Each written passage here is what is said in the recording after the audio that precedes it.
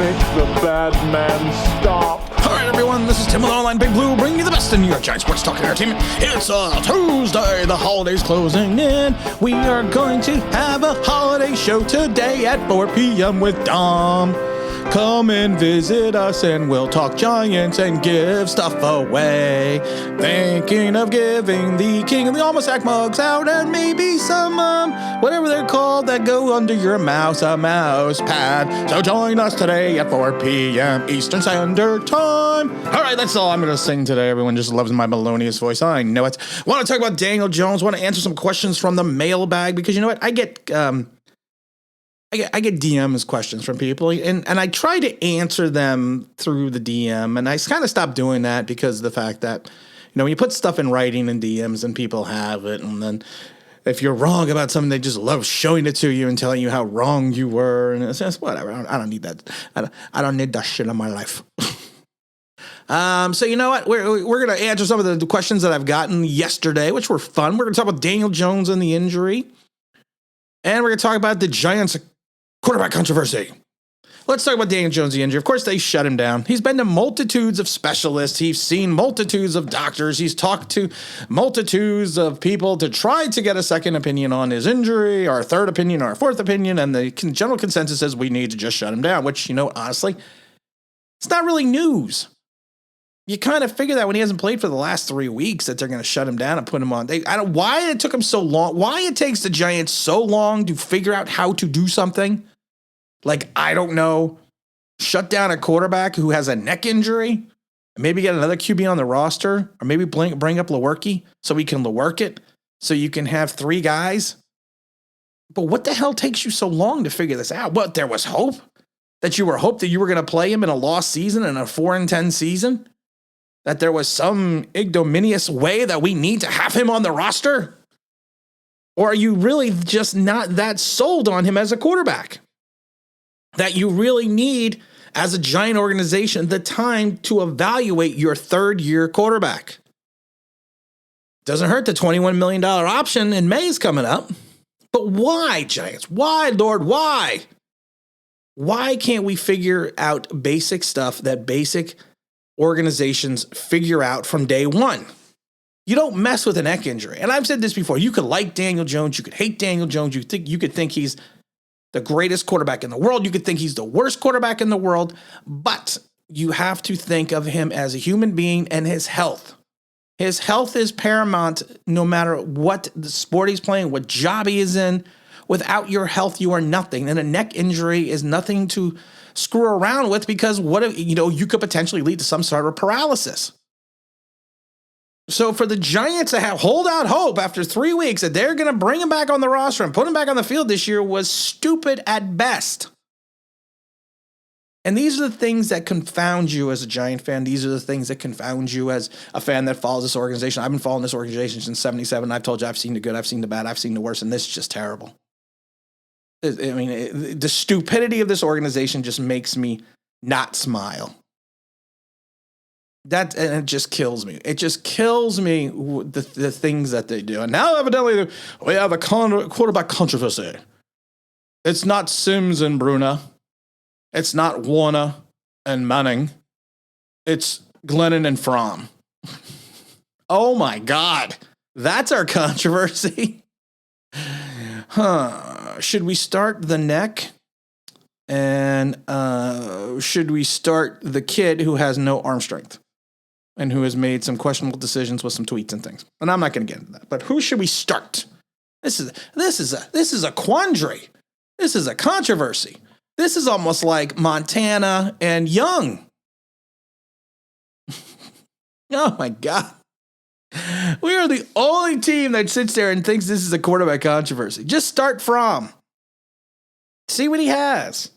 And I'm going to tell you this, though. I'm going to tell you this right now. As you watch Fromm play more and more, you are going to see him progressively get worse.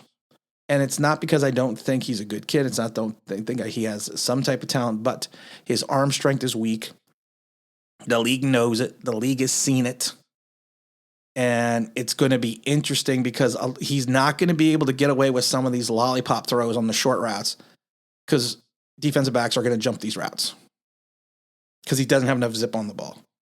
It was the same, and people are like, well, he's got a strong arm. No, go back and look at and it had nothing to do with his tweets, but go back and look at every one of the scouting reports on him. They tell you all these wonderful things he does, but he has zero arm strength. And I think that's going to be the biggest issue for him in this league. And like I said, you cannot make these type of throws and not expect defensive backs to jump the routes. They're going to be waiting on some of these throws. And that's going to get scary at times. He could probably figure out how to, ball placement, where exactly to throw towards the sideline, how to throw to the inside of the receiver, the outside receiver, depending on the play and depending where the defensive back is. You can get away with a lot of those things, but he's not Drew Brees. He does not have the talent of Drew Brees. So we kind of have to, and I'm just done seeing Jake. I don't even want to see Jake anymore. I'm not Jake. I'm seeing Mike. I don't want to see Mike anymore. I've seen Scott Bruner play. Seen him play. That's fine.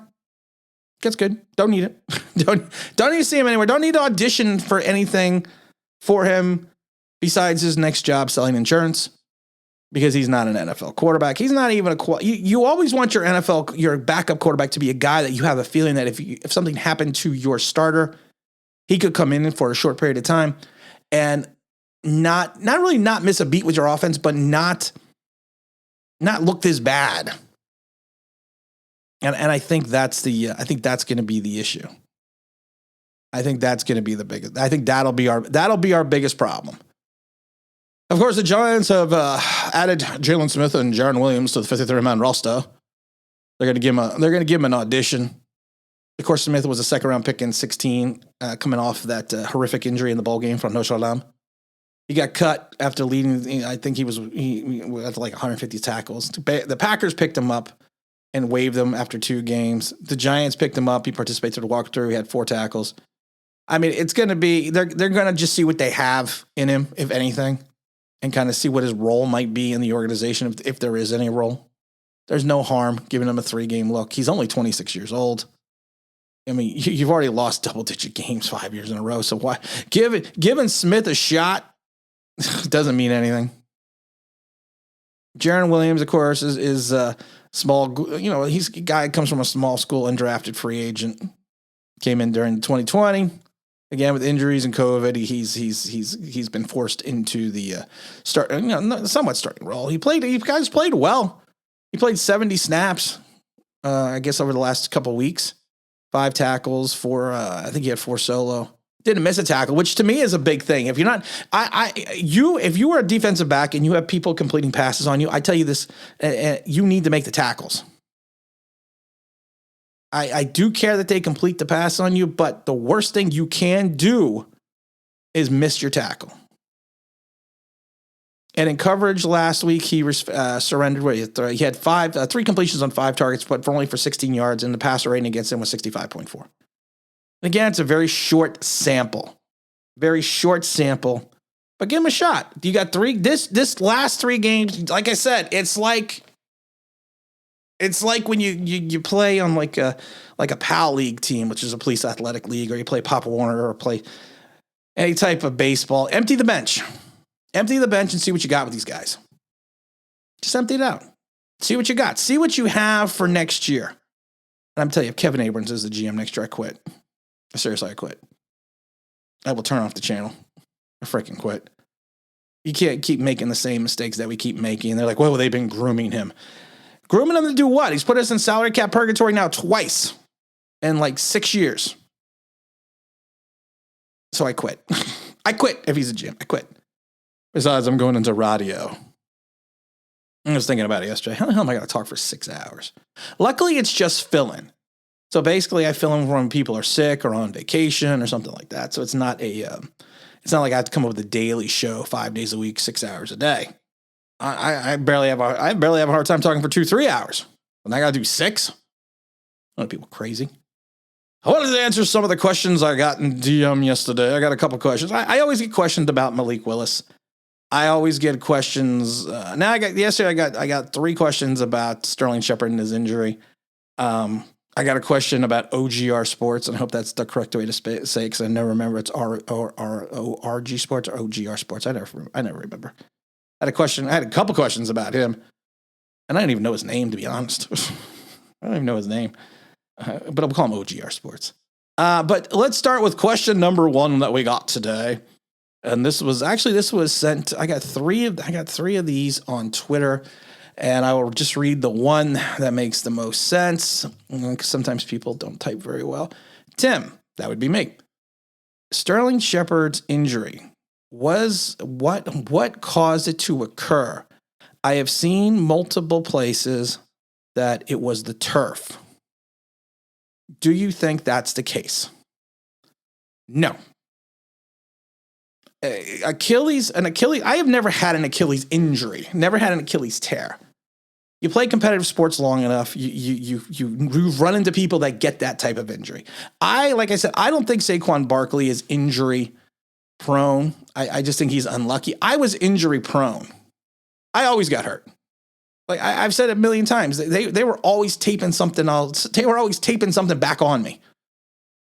His finger fell off. Grab the duct tape. He'll be fine. But I never had an Achilles, knock on wood. Knocking on wood there. But an Achilles injury kind of it's mainly associated with repetitive motion.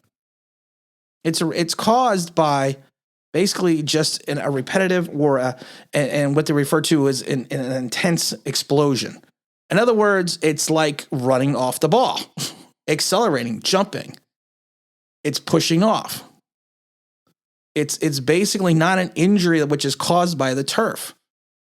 You can get one by tripping. You can get one by, if you fall. But the majority of the time in sports, it's because the Achilles ruptures because you are repetitively using the motion over and using the muscle over and the motion over and over again, such as pushing off or running or jumping. So when you have a compact explosion in reference to pushing off to get off the line, that would be the cause of the Achilles injury. The cause is not the turf.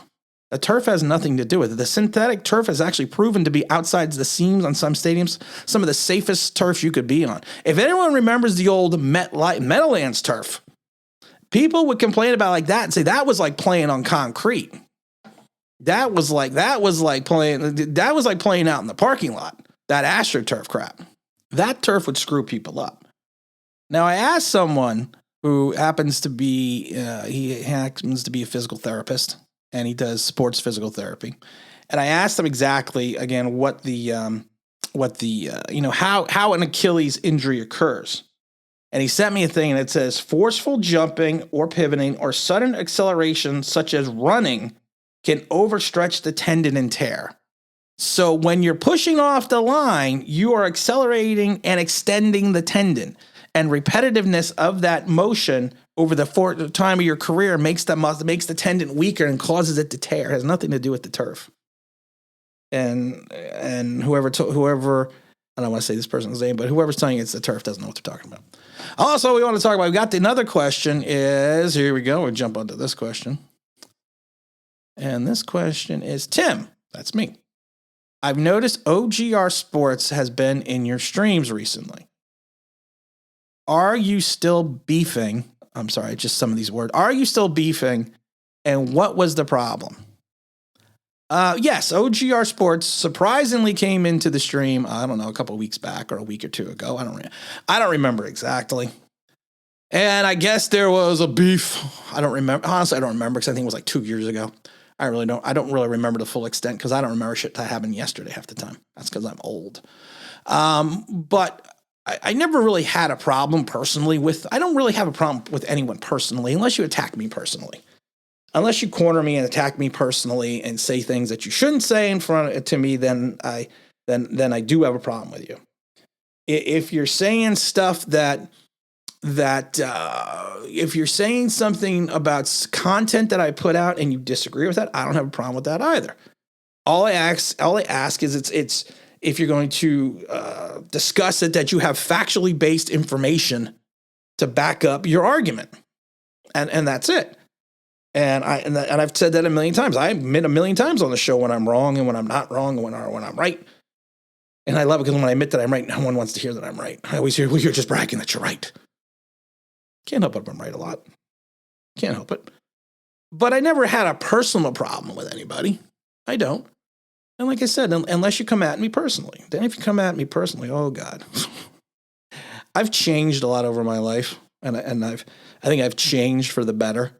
And my wife has told my wife is, told me the same thing, that, the person you were X amount of years ago is not the person that you are now. And, I quit drinking really and stuff like that. And I don't brawl anymore, but there is still, I feel it's like Rocky Balboa. It's like Rocky and Rocky Balboa, when he's in the meat locker with Mick and he goes, there's this beast still inside me. He wants to come out. Every once in a while, there is a beast there still inside me that wants to come out. So I always tell people, don't poke the beast. Don't poke me. Because you know what? I've said it before. I don't differentiate between what you're saying to me on YouTube and what you say to me in real life. To me, they're all the same thing. So going back to OGR, I don't even remember what the beef was, to be honest. I don't remember. And I must have gotten personal. Because if you attack me and I don't like it, and I think you're attacking me, I go personal automatically. And I've made grown men cry. And if I did do that, and like I said, this was like 2 years ago, I do apologize to him. And I respect the fact that he actually came on to the stream. Evidently, we agree on certain things, like Malik Willis. So, I mean, he came on to the stream. He donated to the kids, which is fantastic. He offered some good insight and some information. People were like, well, how can you talk to him after things that he said about you? I don't remember what he said or what he didn't say or what I said. And I guarantee what I said was probably 10 times worse. So if anything, I should credit him more with coming on and doing that. And then people are like, well, what if he's got ulterior motives and he's working as a spy or something for certain people and things? I don't care. I don't think that's the case, but if it is the case, that's fine too. But I more respect him now because of the fact that he did come on and I did apologize to him and I will apologize to him again. But, it's just, it is what it is. I'm not going to sit here and hold grudges against people because I'm too old to do that. And that's childish to have a grudge. YouTube in so many ways is childish. And I think so many people fall into the trap of being childish on YouTube. So, I mean, it is what it is. YouTube's not real life. And if YouTube is all you got, and I think he quit because he had other things going on, OGR that is, I think that's why he quit. I don't remember. Well, you got to respect that too. Sometimes it's just about walking away. And he was able to walk away. I've said it before. One day I'm going to walk away. Let's say, and I don't know if it'll happen, let's say the radio gig turns into prime time, turns into a full show. I'm probably not going to do YouTube anymore. But it'll be something that I can walk away from, and I can still say that I have made a connection with people. And those people that I have connected with, I will still keep in touch with, even the day the show ends. But, that's all I got to say about that. All right, question number, we're only going to do 3 questions. What's the third question? Tim, you speak about Malik Willis like he is the second coming. Why do you love him so much, and is this just shtick? I've said, I don't want to keep explaining the Malik Willis thing. I could do a whole show on Malik Willis and why I think he should be drafted by the Giants. Is he a better quarterback prospect than Pickett and even the Riddler or anybody else? And honestly, like I said, to me, Malik is a 21st century quarterback. He's a guy that would be a totally different direction for the Giants. Would he potentially be a project? Sure, you're probably going to need a stop-gap guy, but you never know. But I don't think he's Christian Ponder. I don't think he's E.J. Emanuel. I don't think he's any of those guys. I think he's a guy that has raw talent and ability. When coached the correct way and put in the right environment, he will be something special. And the quarterback play has gone away from the statuesque pocket passer. It has been going more and more away for the last couple of years. And I think that's what the Giants need, something special. They need something different. Pickett, to me, is the tall, statuesque quarterback that's going to sit in the pocket. But we need something different. We need something exciting. We need something to rally behind. I think Malik Willis would be that guy. He seems to be, from all accounts, he's a good kid. He works hard. He studies hard. And I think that's something that not that I'm saying Daniel Jones doesn't do these things, but I'm just saying this is just something that he could potentially have this immense talent which will allow him and the Giants to move into the 21st century. And again, don't forget this, Tim with Online Big Blue, bringing the best in New York Giants sports talk and entertainment. We have the stream today at 4 p.m. Eastern Standard Time with the Dom. It's going to be our holiday extravaganza. Please drop on by. We're going to give away mugs and other things. I don't know what else we have, but I'll find some stuff in my box. So hope you can join today at 4 Eastern Standard Time. I can rap too. I can freestyle too. But again, this is Tim with Online Big Blue, bringing the best in New York Giants sports talk and entertainment. And as always, if you could like, subscribe, ring the bell, you know what I mean?